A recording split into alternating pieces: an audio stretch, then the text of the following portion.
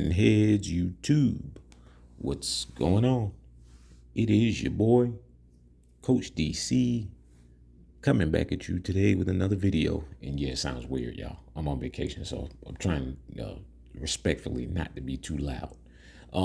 But good question I had before I left was, guy asked me, he said, how does the mechanics affect winning and losing? I kind of laughed at the question, but I guess some of the stuff does need explaining. Like you take a play like that, being able to press, bump and run. That's something I put out in Madden so long ago. I think I put this out actually before I even got on YouTube. But when I got on YouTube, I just put it out, and people have kind of since took it and ran with it. The mechanics affect you being able to click on, being able to make plays in situations. Movement always is going to affect your outcome in real football and in video game football too. So just being able to click on, and to me, it's more so having an understanding of what you're doing when you do it. So like anybody can throw the ball up, but it's better when you can throw it up and know how you're being played and what to do to put your guy in a better position to make a play, where normally the play wouldn't be made. Or something like this, where I wasn't trying to lob this is just Madden being Madden, but the mechanics allow me to recover and make it look like I was, right? Even though I wasn't trying to lob that, the mechanics make it possible where I can click on and make the catch look all pretty and cinematic, and it looks just great on camera, right? But it's just the mechanics. And it's like,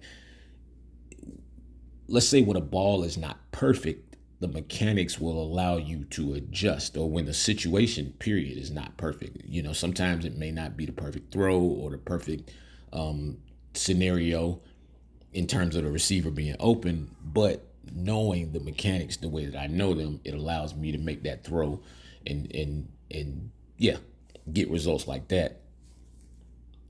Just having an understanding of the mechanics. So a lot of people say, what are the mechanics? Mechanics are like stuff like I talk about, like stick pressure, like you're toggling, and then knowing how to put all that stuff together. So it's ask any of my clients, it's way too much stuff to go over at one time, but it all kind of plays the same role.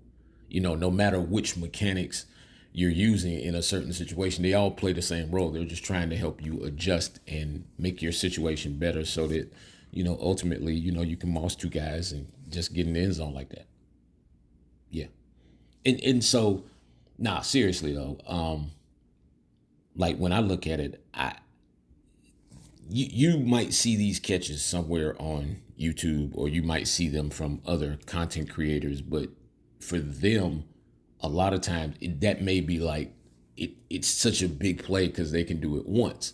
Here on this channel, you can just go back time after time, year for year, game for game, situation for situation, and what you see is consistency. To me, that's the biggest thing that mechanics give, is consistency. It's you're able to figure out like maybe one particular area, and then you can get really good at it to where you're not thinking about it, and then it can just become a part of like your muscle memory of what you do. And so that's when you become most dangerous, is when you don't have to think about it. And so like all the stuff that I put out, from the virtuals to all the guides and all that kind of stuff, they're all kind of, in the same boat, that they're going to help you in a particular area to get your mechanics down and way more consistent. And so the more consistent your mechanics are, again, the better the results. And so you can just see that here in a lot of these situations where I know guys hit me in the comments all the time, man, this dude's not open or whatever. I'm like, nah, man, he's open. It's just I'm gonna scheme more to leverage than like towards a one play kind of touchdown deal. Although, yeah, I mean, obviously you see them, So I do understand how to get a one play touchdown, but it's like once you know your mechanics, it just becomes a football game. So being able to click on like right there, being able to click on in that situation, that should have probably been an easy pick. But if you don't have your mechanics down and you don't understand what you should be doing when you click on and even before, then you're gonna have a lot of situations in Madden that's gonna leave you really frustrated because you're just not gonna understand the lack of reaction. You may have in your head what you want to happen, but essentially you have to be able to make that happen right there on the field, by performing some sort of act, or that sounds weird, but you know what I'm saying, by doing something with the stick that's gonna force a reaction from the player or players that you want in some situations. Like I said, I see one-on-one, I see opportunity. I don't see him as covered. I see that's one-on-one, and I don't think just because he doesn't have him beat doesn't mean he's not open. You know what I'm saying? It's, to me, that's like, all right, that's one-on-one, and I have underneath leverage with a bigger receiver. I don't care who the corner is. I don't care what his abilities are. I don't care about, none of that. For what? That guy right there, to me, there's a tight window.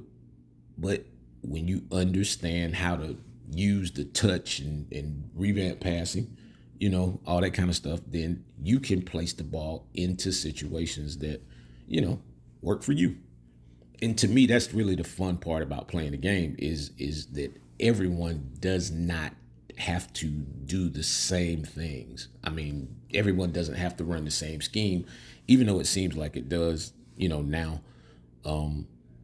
because people want to do what wins, and people don't want to, put it this way, they want to win, and they want to win easy. They want things to just kind of happen. And so that's why people gravitate to the one play touchdowns. That's why people gravitate to the loop blitzes and all that kind of stuff, because it's an easy fix. It's like a pattern. Okay, I can do this, and I'm going to get this result.